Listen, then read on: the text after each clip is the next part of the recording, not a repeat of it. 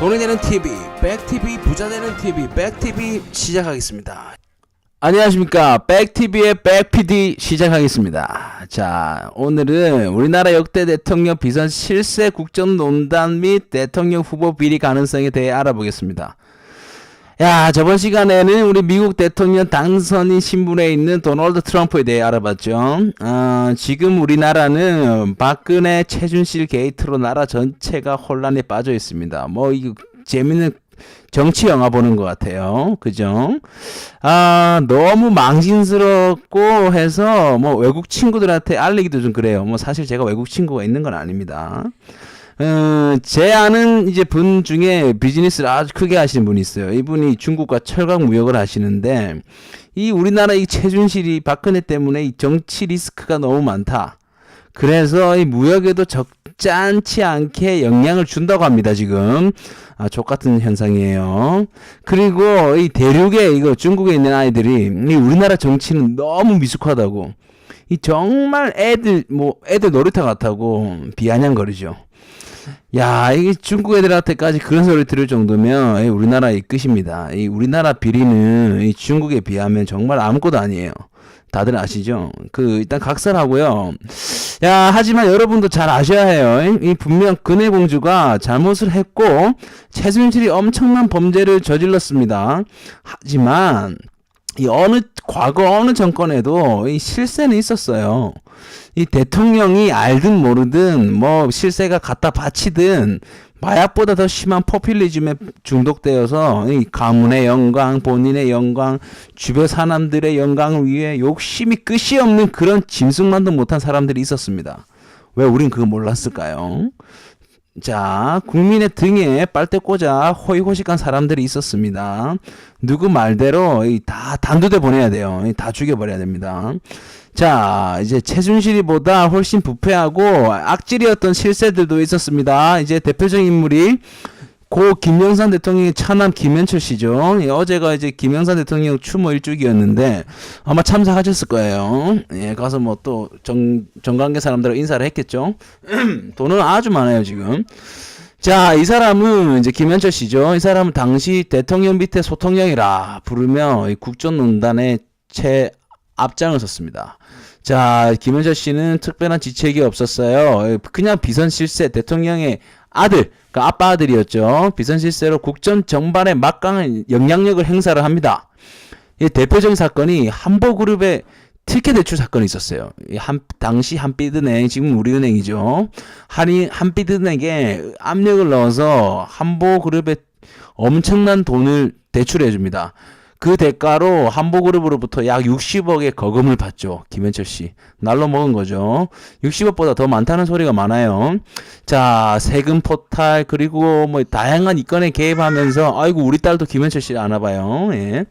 농단에 이제 개입이 되면서 받은 형량이 제값이 고작 2년이죠, 2년. 유전무죄, 무전유죄, 맞는 말입니다. 자, YS 정권은 차남 한 명이 문제였어요. 왜냐하면 그 장남은 거의 뭐 근지산자급으로 약간 비읍시옷입니다. 자, 이제 YS 정권 다음에 DJ 정권으로 넘어가는데요. DJ 정권에는 이제 김대중 대통령이죠. 세 아들이 있었습니다. 이 세 아들이죠. 다 두꺼비처럼 생긴 아들이 있어요. 이 세 아들들이 언론에 이제 공식적으로 받았다고 언론에 공개된 금액만 45억입니다. 아마 못해도 한 100억 정도는 헤쳐먹었을 거예요.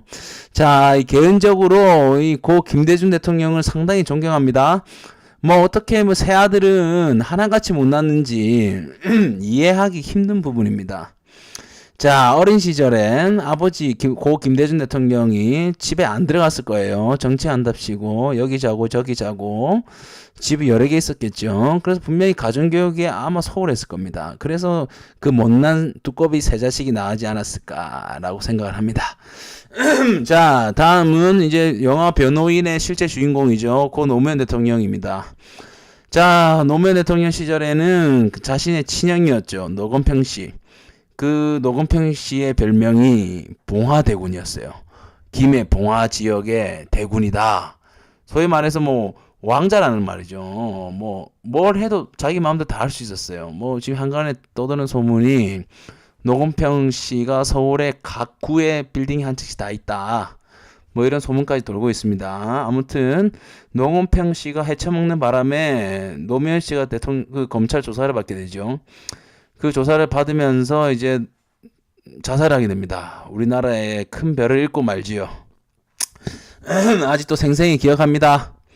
노무현 대통령 서거를. 정말 가슴 아팠습니다. 왜냐면 이 그분이 잘했다 못했다가 아니라 역대 대통령 중에 인간성 하나는 정말 노무현 대통령이 최고였습니다. 그 누구 하나 부정하는 분이 없어요. 자, 그 다음은 MB 정권인데요. MB 정권 때도 이 친인척부터 대통령 본인까지 엄청나게 해먹었지요. 비리도 어마어마했습니다. 그 중심에는 이제 그 친형이었던 이상득 의원이 있었죠. 이 너무 많은 일에 연루되었어요. 뭐 포스코 사건부터 해서 뭐 어마어마합니다. 뭐 지금 아직까지 뭐 해결되지 않은 비리들이 많죠.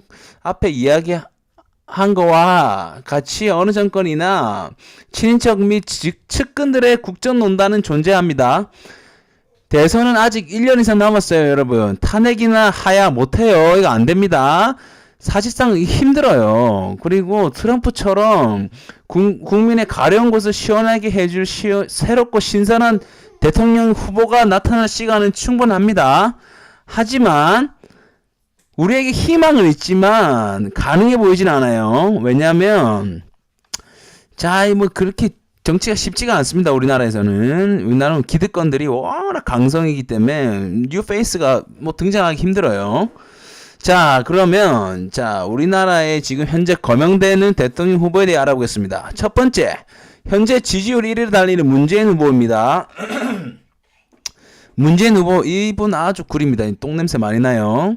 자, 지금 근혜공주한테 쏟아붓는 언동은 정말 어이가 없습니다. 노무현 정권 때 민정수석을 2번이나 하시고 시민사회수석, 이거 사실 자리를 만들어준 거예요. 그리고 비서실장까지.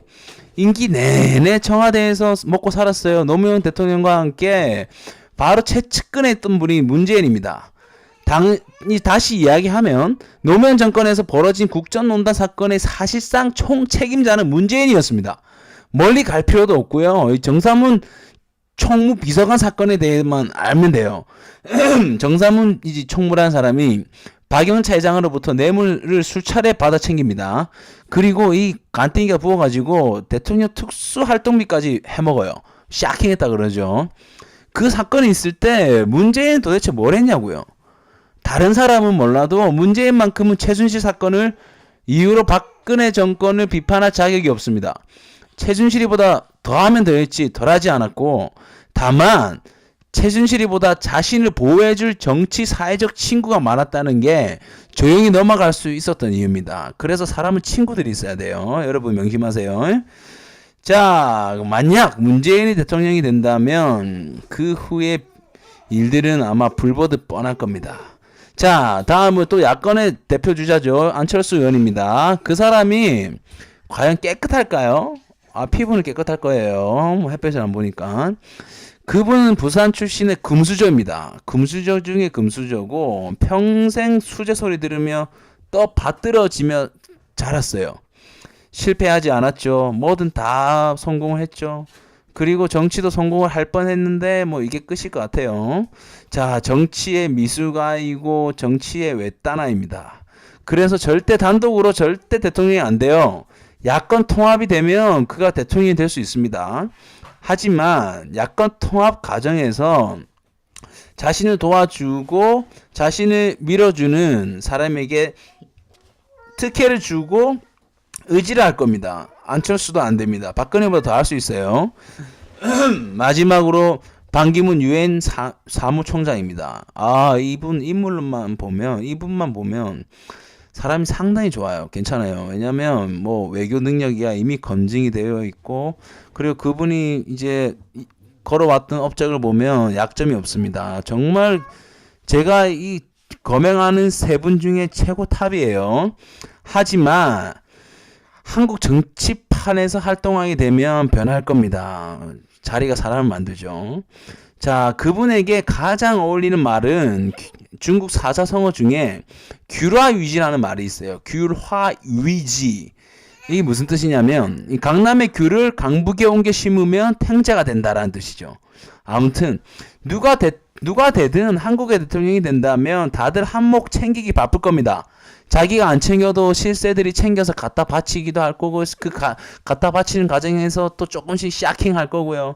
정말 우리나라에 어떻게 좀 성숙할 필요가 있어요. 자, 백PD의 입장에서는 그 누가 되든 다 구리다는 겁니다.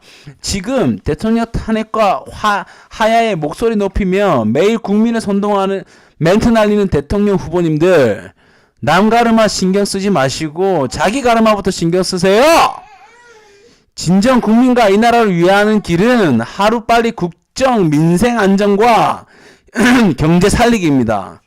여러분, 정치 사기꾼에 속지 맙시다. 인생은 독고다이 각계 전투입니다. 여러분, 오늘도 파이팅! 백PD 이만 마치겠습니다. 감사합니다.